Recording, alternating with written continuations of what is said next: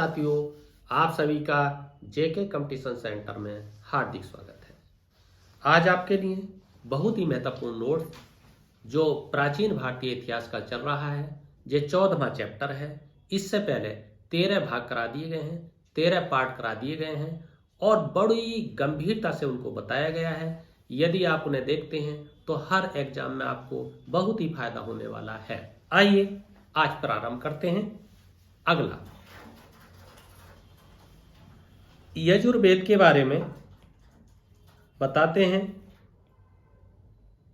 यजुर्वेद से संबंधित जो भी प्रश्न आते हैं उनका ये महत्वपूर्ण नोट्स है, बिंदु है। स्तोत्र एवं कर्म कांड का वर्णन है यजुर्वेद के अंदर। कई बार प्रश्न आता है ऐसा कौन सा वेद है जिसमें कर्म कांड का उल्लेख है। यजुर्वेद है, सामवेद है, अथर्ववेद है या आपका ऋग्वेद है। तो आपको बताना है यजुर्वेद है। गद और पद दोनों में लिखा है, ये इसकी विशेषता है। इससे संबंधित कई बार प्रश्न आते हैं कि ऐसा कौन सा वेद है जो गद और पद दोनों में लिखा गया है। इसकी शाखाएं 2 हैं। कई बार पूछा जाता है ऐसा कौन सा वेद है जिसकी शाखाएं 2 हैं। एक कृष्ण यजुर्वेद गद और पद में लिखा गया है। केवल कृष्ण यजुर्वेद गद और पद में लिखा गया है। शुक्ल यजुर्वेद इसका दूसरा भाग है जो केवल पद में लिखा गया है। अंतिम भाग इसका ईशोपनिषद है। इसमें आध्यात्मिक चिंतन से संबंधित उल्लेख है। ब्राह्मण ग्रंथ, शतपथ ग्रंथ और तैत्तिरीय ग्रंथ है। यजुर्वेद के जो ब्राह्मण ग्रंथ हैं वो 2 हैं। नंबर 1 शतपथ है, दूसरा तैत्तिरीय है। यदवर्यु कर्म कांडों को संपन्न करने वाले को पुरोहित को कहते हैं। जो यजुर्वेद के कर्म कांड का संपन्न करता है उसको अध्वर्यु कहा जाता है। आइए आगे देखते हैं। अब आता है आपका अथर्ववेद। अथर्ववेद से संबंधित अथर्ववेद में 20 कांड, 731 सूक्त और 5987 मंत्रों का संग्रह है, उल्लेख है, वर्णन है।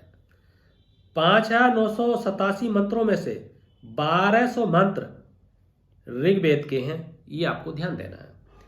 ब्रह्मा अथर्ववेद के मंत्रों का उच्चारण करने वाले पुरोहित को कहा जाता है।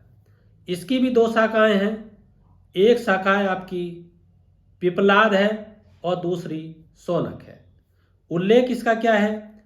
इसमें मगध तथा अंग जो प्रदेश हैं उनका उल्लेख किया गया है। जो दूरस्थ प्रदेश हैं सभा और समिति का उल्लेख है। प्रजापति की 2 पुत्रियां सभा और समिति को कहा गया है, ये भी इसमें वर्णन किया गया है। ब्राह्मण ग्रंथ इसका गोपथ है जो एकमात्र ब्राह्मण ग्रंथ है, ये आपको ध्यान देना है। यदि आप अथर्ववेद से संबंधित इन नोट्स को, इन टॉपिक को देखते हैं तो अथर्ववेद से संबंधित अब तक इसके अलावा शायद ही किसी एग्जाम में पूछा गया हो। अगर पूछा गया होगा तो वो ऐसा प्रश्न होगा जो प्रत्येक व्यक्ति का गलत हुआ होगा। अधिकांश व्यक्तियों का गलत हुआ होगा। ज्यादातर यही प्रश्न आते हैं, यही आपको ध्यान देना है। आइए आगे देखते हैं। आगे है शतपथ ब्राह्मण। शतपथ ब्राह्मण के बारे में क्या है ये देखते हैं। इसका परिचय शुक्ल यजुर्वेद का ये ब्राह्मण ग्रंथ है और इसका उल्लेख क्या है? इसमें पुनर्जन्म का उल्लेख है, जल प्लावन कथा का उल्लेख है, इसमें पुरुरूपा उवर्षी की जो आख्यान है, कथा है, उसका उल्लेख है, पुरुष मेध यज्ञ का इसमें उल्लेख है, पत्नी पति की अर्धांगिनी होती है, ये आपका शतपथ ब्राह्मण में कहा गया है। कुरु और पंचाल वैदिक सभ्यता के सर्वश्रेष्ठ प्रतिनिधि हैं और इसमें राजसूय यज्ञ की उल्लेख है। इसके बारे में बताया गया है कि किस तरीके से राजसूय उल्लेख किया जाता है। आइए आगे देखते हैं। अगला है दशराग युद्ध। इससे संबंधित भी बहुत बार प्रश्न आते हैं। क्या है इसमें? इसका उल्लेख ऋग्वेद के 7वें मंडल में है, ये आपको ध्यान देना है।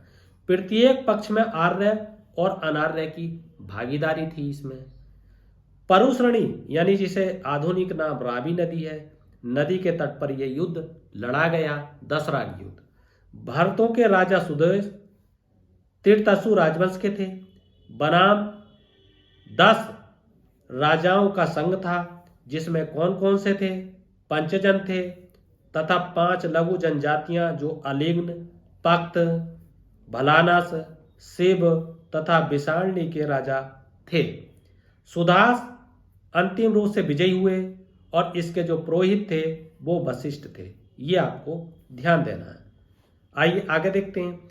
अगला महत्वपूर्ण उपनिषद और वेदांत। उपनिषद का ही दूसरा नाम वेदांत है। परिचय क्या है ये देखते हैं। ये दर्शन पर आधारित है और इसका शाब्दिक अर्थ क्या है? ज्ञान प्राप्ति हेतु शिष्य का गुरु के समीप बैठना, यानी ज्ञान प्राप्त करने के लिए शिष्य का गुरु के पास बैठना ही आपका इसका शाब्दिक अर्थ है। उपनिषद इसका उल्लेख करते हैं। उपनिषद कौन कौन से हैं इसके? श्वेताश्वर उपनिषद है, जिसमें मोक्ष का उल्लेख किया गया है। एक आपका बृहदारण्यक उपनिषद है, जिसमें याज्ञवल्क्य और गार्गी का संवाद है। छांदोग्य उपनिषद है, जिसमें ब्रह्मचर्य, गृहस्थ, वानप्रस्थ अर्थात 3 आश्रमों का उल्लेख किया गया है। सत्यकाम और जावाल की कथा का उल्लेख भी आपका उपनिषद में किया गया है। जाबाल उपनिषद में 4 आश्रम का उल्लेख है, जिसमें ब्रह्मचर्य, गृहस्थ, वानप्रस्थ और संन्यास आश्रम का उल्लेख है। मुंडक उपनिषद में सत्यमेव जयते का उल्लेख है, हमेशा सत्य की विजय होती है, इसका उल्लेख मुंडक उपनिषद में है। और एक कठ उपनिषद है, जिसमें यम और नचिकेता का प्रसंग का उल्लेख है। ये इससे संबंधित महत्वपूर्ण ये उपनिषद हैं। आज तक जितने भी प्रश्न किसी भी कंपटीशन में आए हैं वो सब इसी वेदांत, इसी उपनिषद से आए हैं।